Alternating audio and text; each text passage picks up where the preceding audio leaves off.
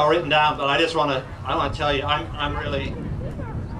I get goose pimples just looking out this crowd that has come out here today. We're all here for the same reason. We don't like what's going on.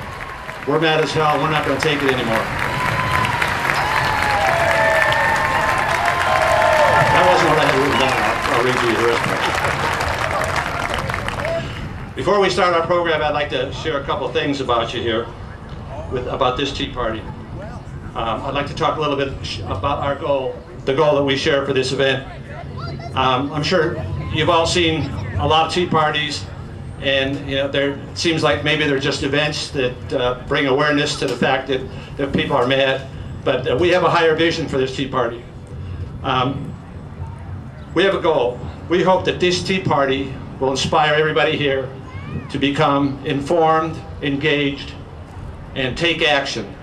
We have to do this.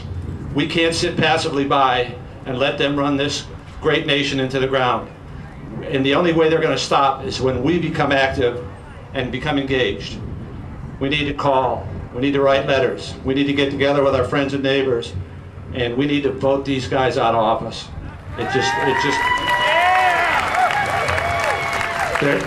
They work for us. We need to let them know. We need to pound on them. We need to hammer on them. We need to let them know that we expect them to represent us. We hired them. We want this to be a government of the people, for the people, and by the people. And by golly, if they don't do it, they're out. They're gone. Let's get rid of them. Okay, I'd like to introduce our first speaker today, Mr. Chris Horgan. He's going to talk a little bit about Take Action Now. This is really inspiring. I mean, it's time the government heard that our government is about we the people, and here we are. My name's Chris Horgan. I'm the Executive Director of Stewards of the Sequoia, but today I'm talking to you as a fellow citizen of these United States. We're seeing more and more bills passed contrary to the majority of our citizens' wishes. The health care bill, cap and trade, billion-dollar bailouts, which will put unborn future generations in debt. Does this disturb you? Yes!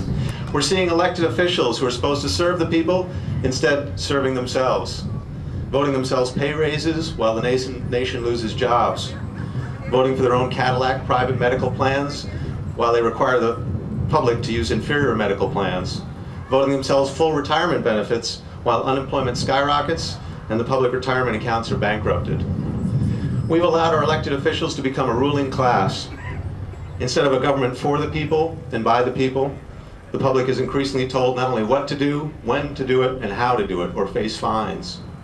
Our nation was founded on the concept of a limited government under the Constitution. Yet today, our government ignores the Constitution, and we let them. This country was founded on the principle of freedom and opportunity to succeed. Today, those who dare to succeed are forced to pay for those who choose not to work. More entitlement programs are being provided, but this means there is less incentive to work or be productive. Someone has to pay for the entitlement programs, yet the working people have less reason to want to work if the fruits of their labors are going to be taken from them and given to others. How did we get here? By allowing a vocal minority sole influence over our legislators. We elect leaders and then send them off to Washington, D.C. where they're corrupted by a vocal minority. While the rest of us were spending time with our families and working, the vocal minority have been calling their legislators, going to meetings, hiring lobbyists, and donating to political action campaigns. Freedom is not free. Many of our forefathers gave their lives to preserve the freedoms we're losing today. We must take action now or risk losing ever more freedoms. I have a fantasy about a light switch. This is a very special light switch. When I turn on this light switch, we have a balanced budget, unnecessary regulations are limited, and our legislators act in the best interests of the public, their constituents. When the light switch is off, well, you know what happens. So the question is, would you take action and turn on that light switch? Would you? Yeah. This is not really so fantastic. You see, when we vote, we're able to turn on that light switch. When the majority of the people make their voice known, the government will act, and the government will represent the majority of the people. What can we do now? Lots of people complain about the sad state of our nation and the poor performance of many of our elected officials, but they do nothing about it. Many people feel powerless and don't know what to do about it. We must tell our elected officials how we want them to vote and then hold them accountable. It's extremely important to call or meet with your elected representative on important issues to you. It's important to see how they vote, and if they're not representing you, then vote them out of office. Do some research, find out who the best candidates are, vote for them, and encourage others to vote. In the past, many have made the mistake of electing someone and then assuming they will represent your interests. But they cannot do that unless you take action. You need to stay in touch with them. Rest assured, the vocal minority will be talking to them regularly, and you need to speak up or you'll lose your representation. Let me provide two examples. Take a look at the mountains around us. These are your public lands. Yet every year, more and more of these lands are closed to the public through wilderness designation and other regulations. Please raise your hand if you've heard of the Wildlands Project. Wow, we've got some educated people here.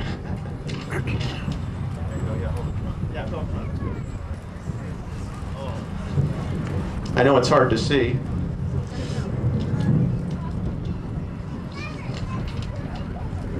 This is a map of the Wildlands Project to rewild over 50% of America and make it off limits to humans. It was ratified by the United Nations Convention on Biological Diversity, Man, and the Biosphere Program in 1992. The red areas are areas of no human use. The yellow areas are areas of little human use, and the green areas are where you and your families will be allowed to live.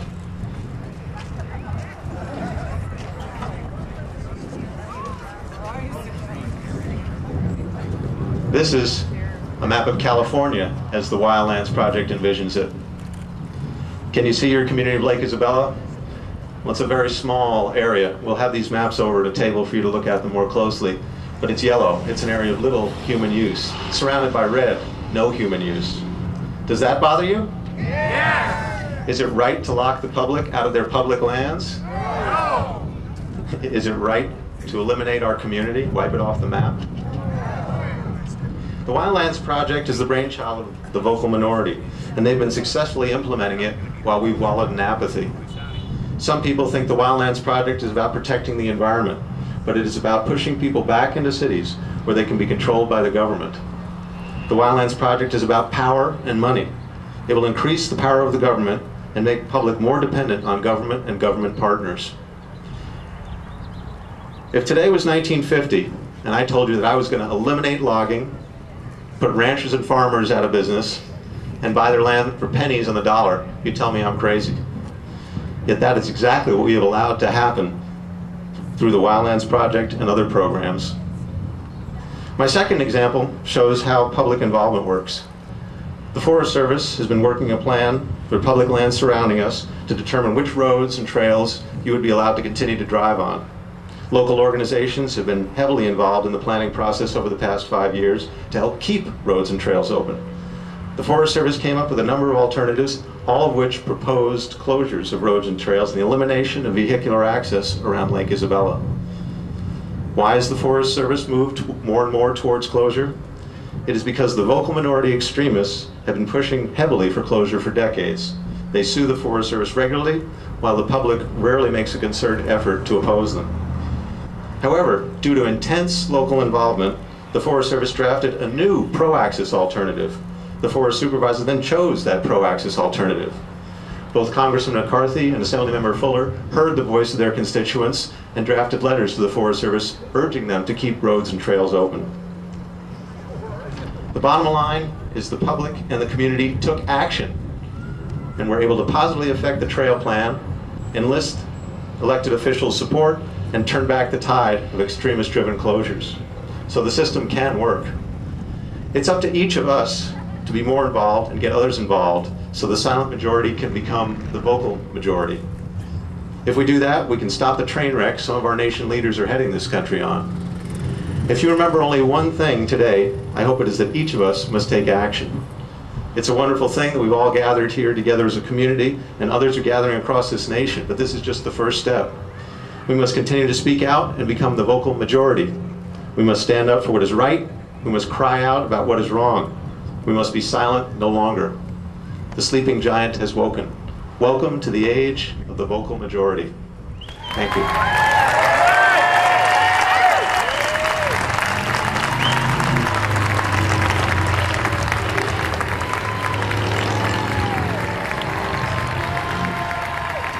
Well, if that didn't inspire you to do